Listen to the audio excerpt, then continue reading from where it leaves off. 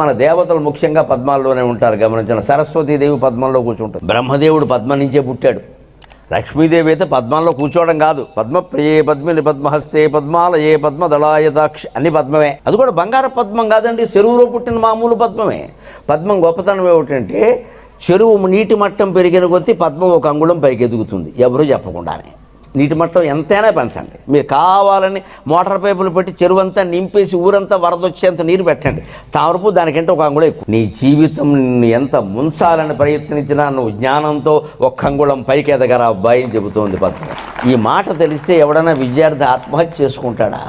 ఆ చేసుకోవాల్సిన పరిస్థితి ముంచుతోంది. వీడు ఇంకో అంగుళం పైకి ఎదుగుతాడు.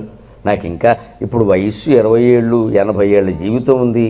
బతికి ఉండిన బరుసాకు తినగవచ్చు, బతికి ఉండిన శుభములు పడేయవచ్చు.